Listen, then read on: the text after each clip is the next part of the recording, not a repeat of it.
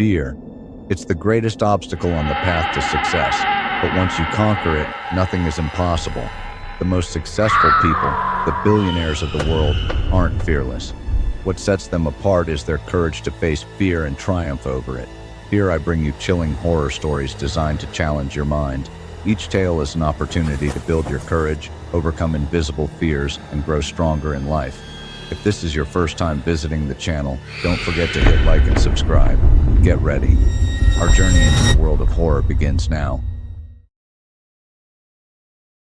The doll factory stood isolated, nestled in an expansive industrial zone, its old, silent structure often shrouded in mist. From my first day there, an eerie feeling was inescapable. The factory's outer walls were stained and weathered, with windows clouded by layers of dust, as if they'd been neglected for years. Inside, the air was thick with a blend of plastic and metal smells, adding a stifling atmosphere to the already unsettling surroundings. The staff was small and kept to themselves, each focused on their tasks, rarely engaging in conversation. Some avoided eye contact, while others cast wary glances in my direction. Most seemed to have been there for a long time, but their rigid manner and the distance they kept from others gave the place a strangely detached feeling. I met Mary, an older woman in quality control, who eventually shared some unsettling stories about the factory. Mary told me that years ago, the previous night guard lost his job after a tragic incident. One night, an electrical malfunction caused a fire, killing a young couple reportedly inspecting machinery after hours. The guard had apparently noticed the malfunction beforehand, but hesitated to alert maintenance right away. Ever since then, strange events had started happening. Over the last few months, these occurrences had become more frequent. Mary said that around midnight, the lights on the second floor would sometimes flash on and off. Night shift workers occasionally heard faint voices, laughter, or weeping from shadowy corners of the factory. Most people avoided speaking about these things, yet the heavy, unsettling atmosphere was felt whenever darkness fell over the factory. Listening to Mary sent a chill through me, but I tried to stay calm. Despite my growing unease, I reminded myself to stay vigilant. But as I glanced around the cold expanse of the factory, I couldn't shake the feeling that something was lurking there, hidden in the darkness, waiting for someone to uncover its secret.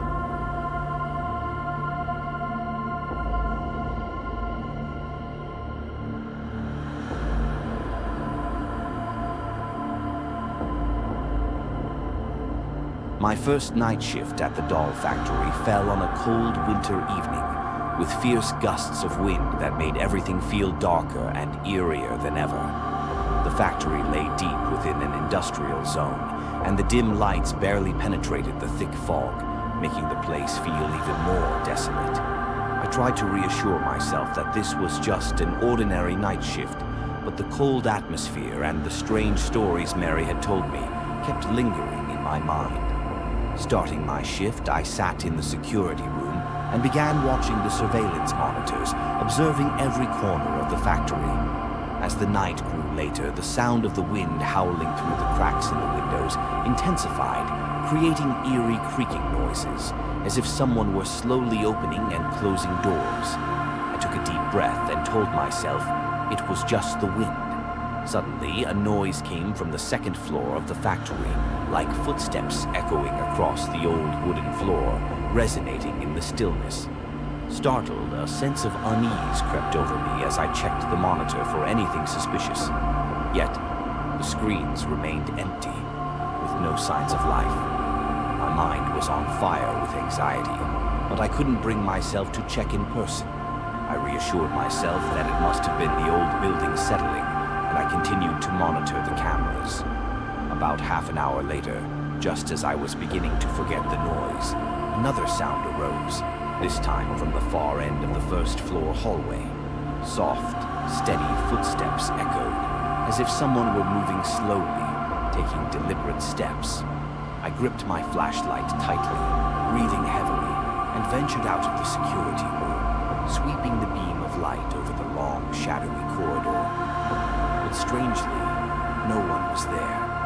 Darkness enveloped everything, silent and terrifying, but I couldn't shake the feeling that something was lurking just out of sight in the shadows. Returning to the security room, I sat down, only to hear faint whispers coming from somewhere distant. The sound was fragmented, like part of an interrupted conversation, yet the voice was peculiar, a mixture of anger and sorrow. I closed my eyes, trying to brush off my thoughts, convincing myself it was just my mind playing tricks due to stress.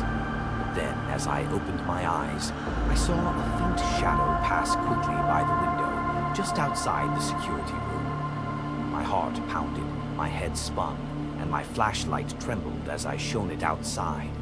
The shadow had vanished, but I still felt an intense chill surrounding me.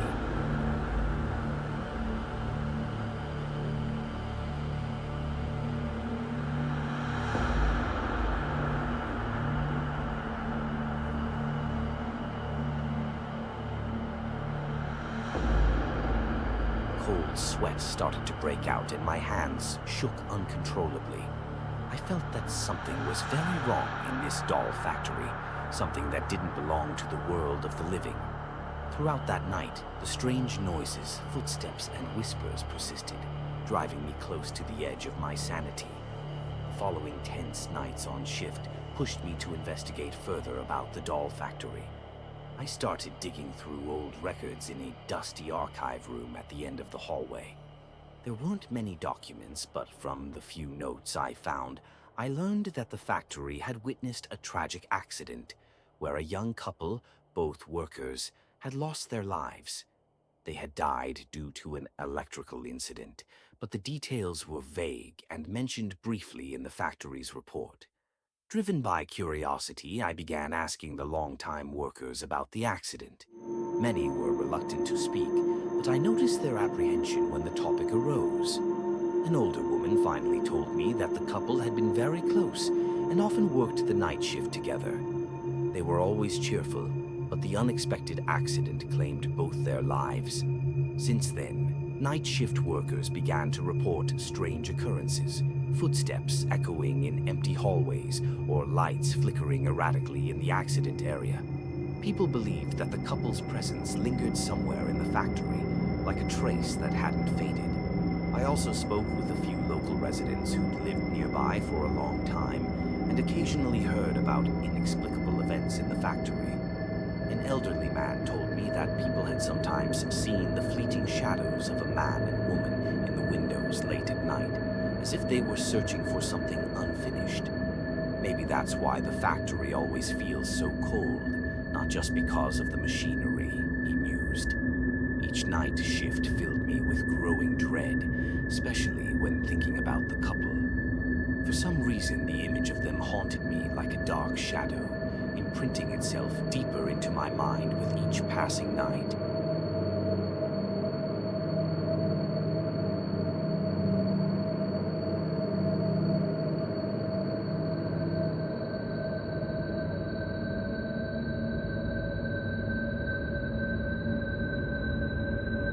Finally, that fateful night arrived. The weather was oddly cold and gloomy, with thick snow blanketing the factory, creating a still and numbing atmosphere. The wind howled through the windows of the doll factory, making the already desolate space feel even more terrifying. Sitting in the security room, I couldn't help but shudder at the gruesome stories I had heard and investigated about this place's past. Around midnight, when everything seemed to be enveloped in silence, an unusual sound broke the stillness. At first, I heard a gentle noise like someone walking. But soon, the sound grew clearer and stronger, resembling the hurried footsteps of multiple people echoing from within the factory. My heart raced and my breathing became heavy. Trying to reassure myself, I thought it could just be the sound of snow falling on the roof or a few stray cats seeking shelter from the freezing winter night. But then, a horrifying scream suddenly pierced through from the second floor of the factory, cutting through the cold air and freezing me in place. I could no longer sit still. Grabbing my flashlight, I stepped out of the security room and ventured into the factory, panic rising within me. Each step felt heavier, and my anxiety morphed into real fear. The flashlight in my hand trembled, casting flickering light on the cold walls and floor. When I reached the base of the staircase leading to the second floor, I paused to listen. Everything fell into an eerie silence again, but I knew something was waiting for me up there.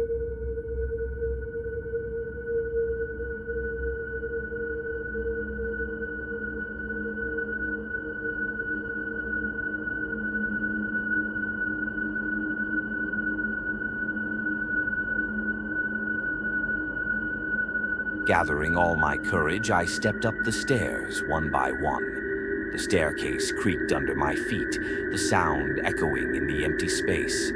When I reached the second floor, I noticed a dim light spilling from a room at the end of the hallway. My heart raced as I slowly approached the source of the light. Getting closer, I saw through the window of the room a pair of shadowy figures standing silently. It was a man and a woman. The man tall and thin, the woman with long, tangled hair blowing in the cold wind. They wore white clothing, their eyes vacant and their faces gaunt, as if they had been standing there for a long time. I stood frozen to the spot, trembling uncontrollably. My throat felt dry and I couldn't utter a sound. Their eyes stared directly at me, unblinking and motionless. I instantly recognized them as the ill-fated couple who had died in the tragic accident I had heard about. A chill ran down my spine. They were dead, yet here they were, right in front of me. Suddenly, the man began to glide toward me, his movement almost ethereal. I stepped back in panic, but my legs felt as if they no longer obeyed me. The woman also started to move closer, their faces pale and eyes sunken. In that moment, I knew I couldn't stay there any longer. I turned and ran, each footfall heavy on the floor, my footsteps echoing down the hallway. Behind me, I could hear their footsteps following, slow but steady. Fear paralyzed all my senses. The dark corridors seemed endless, and every corner morphed into a hazy image of terror. Even the mannequins lined up along the hallway looked like soulless corpses. I raced past rows of dolls lining the path, feeling as though their empty eyes were watching every step I took. Dolls without eyes, dolls without arms, some even missing heads. Their broken arms and tilted heads seemed to be waiting for something, heightening my sense of dread. I pushed myself toward the staircase, the couple's footsteps still close behind, like echoes that would never fade. As I neared the only escape, a window near the stairs, I knew I had just one option left. Without hesitation, I lunged at the glass, using all my strength to jump through the opening. The glass shattered, sharp shards slicing into my skin, but the surge of fear numbed any pain. I jumped outside, the cold snow hitting my skin, but nothing could slow me down. I hurried away from the factory, leaving behind the darkness and the strange sounds that lingered in the air. My mind felt empty, but my legs didn't stop until I reached the security room. Once inside my vehicle, I struggled to steady my breathing, still trembling. I sat there for a long moment to calm myself before driving home through the dark night.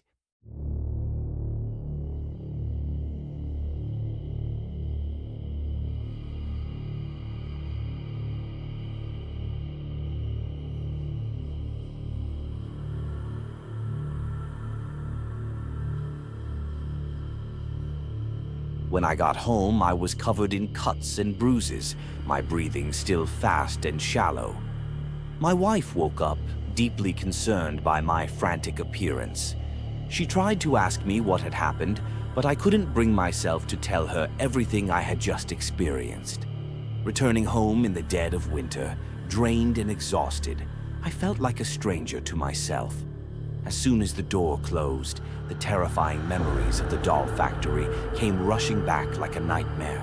The visions of ghosts, the twisted dolls, the haunting screams still echoed in my mind. That night, I couldn't sleep. Every time I closed my eyes, it all reappeared vividly. The blurred faces of the ghostly couple, the dark, endless hallway, and and the empty stares of the dolls still watching. The feeling that those soulless eyes were still following me made me nearly lose my sanity. I knew I was no longer the same. It felt as though my soul had been left behind in that factory with those ghosts. I was engulfed by an unnamed fear, unable to shake the haunting memories. One thing was certain: that nightmare hadn't truly ended. Even after quitting my job at the doll factory, I couldn't escape the relentless memories. At night, in fitful dreams, the couple's ghostly figures appeared again, their hollow, icy eyes staring at me from some hidden corner in my mind. Sometimes, when I looked in the mirror, I saw their reflections behind me, as though they stood in the shadows just out of reach. The terror had rooted itself deep within me, making me feel unsafe even in my own home. The ghostly images appeared not only in my dreams, but even when I was awake. Some nights, shadowy shapes of dolls would appear in the corner of my room, their vacant eyes fixed on me, as though trying to pull me back into the nightmare at the factory. I realized I couldn't keep living like this, trapped by memories that refused to let me go.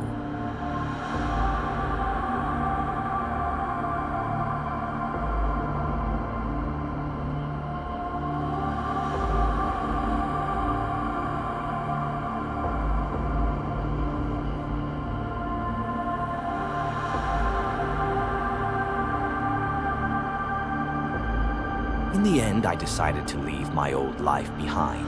I packed up everything, left my job, my house, and everything familiar, hoping that distance could erase the ghosts haunting my mind. As I boarded the plane to depart, I wished for that horrifying chapter to forever remain in the past. Yet deep down, I still wondered, could I ever truly escape the curse? After years of living with those memories, I eventually began to heal. The nightmares grew less frequent, and the images of the tragic couple and the haunted dolls from that dark factory started to fade. But instead of trying to forget entirely, I chose to confront it, transforming my terrifying memories into a cautionary tale. I felt that if I didn't face it, if I didn't share everything that had happened, those ghosts would forever haunt me. I began, line by line, writing down the story from the very first day I set foot in the doll factory. I carefully revisited every memory: the eerie stares of the dolls on the shelves, the chilling, misty air every time snow fell outside, the creaking that echoed through the factory at night. The terror of that first night shift came flooding back in vivid detail. The sound of the wind howling through the windows, the strange footsteps, and the scream that had echoed from upstairs. The fear lingered as I recalled the room's sudden bright light, where the two spirits had once met their tragic end. Whenever my pen slowed, I reminded myself that this was a necessary act, not just to free myself from the horrific memories, but to warn others who might be working in places hiding unknown, dark dangers. In the pages, I tried to capture the icy chill, the terror, the hopelessness of facing things beyond understanding or control, and the haunting that followed me long after. As the story progressed, I found myself gradually reclaiming my fear. Writing became a release, a form of self-healing that freed me from the darkness of my past. The closer I got to the final chapters, the less those painful memories scared me. Instead, they became profound lessons. I hoped that my story would be a warning to those working in seemingly harmless factories, which might conceal unspeakable horrors. Upon finishing the manuscript, I felt like a heavy burden had been lifted. Perhaps I would never fully forget the ghosts and those memories, but at least now I could live without them haunting me every night. With this story, I hope to spare someone from a similar ordeal and to convey a message about the courage needed to face the past. After all, I had been reborn from my nightmares, stronger, wiser, and ultimately free from what had once been my greatest fear. If my story has brought you special emotions, don't hesitate to hit subscribe so you won't miss the upcoming captivating stories. While today's story has come to an end, Our journey into the world of horror is just getting started. If this story gave you chills, made you think, or stirred up any emotions, I'd love to hear your thoughts in the comments below. Don't forget to hit that like button if you enjoyed the story, and make sure to subscribe to the channel so you never miss the next spine-tingling tale. Join our growing community of thrill seekers, where imagination runs wild and fear meets fascination. Thank you for watching, and I'll see you in the next story. Stay ready, because the world of horror is always waiting for you.